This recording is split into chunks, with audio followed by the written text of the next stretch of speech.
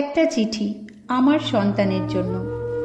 তোকে না পেলে হয়তো মরেই যেতাম, তোকে না পেলে হয়তো কোথাও চলে যেতাম। তুই একমাত্র যে আমায় ছেড়ে থাকিস না, তুই একমাত্র যার সবচেয়ে বড় প্রয়োজন আমি। এতদিন আমার সবটুকু তোর পাপা হলেও তোর পাপার সবটুকু আমি কখনোই ছিলাম না, হওয়ার কথাও নয়। কিন্তু তোর সবটাই আমি। বিশ্বাস কর, তোর মতো করে আমায় কেউ খোঁজে না, এতটা মূল্য আমায় কেউ কোনো দিন দেয়নি। এখন বাথরুমে ঢুকে হার্ট অ্যাটাক করে মরে যাব আর কেউ জানতে পারবে না, এই ভয়টা পাই না। কারণ বাথরুমে ঢোকার 30 সেকেন্ডের মধ্যেই তুই দরজা ধাক্কাস আর মা মা করে ডাকিস। বিশ্বাস কর, একটুও বিরক্ত হই না, বরং অবাক হই এই ভেবে যে আমাকেও এত খোঁজে কেউ। এতটা প্রয়োজন আমি কারোর জন্যে যে আমায় চোখের আড়াল হতে দেয় না। অনেক কষ্ট পেয়েছি, অনেক যুদ্ধ করেছি তোকে পাবার জন্যে।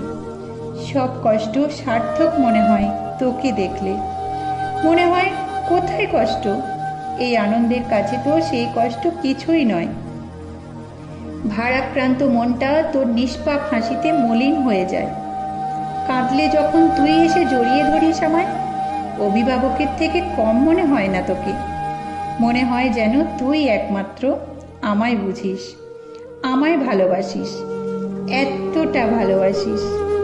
তোর শরীর খারাপে যে কষ্ট হয়, নিজের অসুস্থতায় কখনো পাইনি এত কষ্ট। শুয়ে শুয়ে জল খেতে খেতে যখন বিষম খাস, এতটাই ভয় পেয়ে যায় অপারেশন টেবিলেও যতটা পাইনি। জানি না কেন মা হয়েও তোর ক্ষেত্রে মনে কখনোই পজিটিভ চিন্তা আনতে পারি না। মনে সবসময় খারাপটাই আসে, কেন বলতো? সব মায়েরই কি এমনটা হয়? জানি না। সারাটা দিন সারাটা রাত তোকে একা হাতে সামলে, একা সমস্তটা করে যখন হাঁপিয়ে যাই, মাঝে মাঝে রাগ করে ফেলি তোর ওপর, কখনো কখনো ধমকেও দিই। কিন্তু তারপরেই তোর চোখের জলটা দেখে নিজের চেয়ে বড় পাপী আর কাউকে মনে হয় না। মাঝে মাঝে মনে হয় না আর ভালো লাগছে না, ক্লান্ত হয়ে পড়েছি, রেখে আসি তোকে তোর দিদার কাছে খানিকক্ষণ। কিন্তু বিশ্বাস কর, 10টা মিনিট, হ্যাঁ 10টা মিনিট ভালো লাগে না আর ওই বিশ্রামটুকু। মিস করি তোকে, ছুটে যাই তখনই, আবার বলি চল চল, খাওয়া করবি তো নাকি? সত্যি, সন্তানের চেয়ে বড় বন্ধু আর কেউ হতে পারে না। নিজের অংশটুকু দিয়ে তৈরি বন্ধু ভাবা যায়?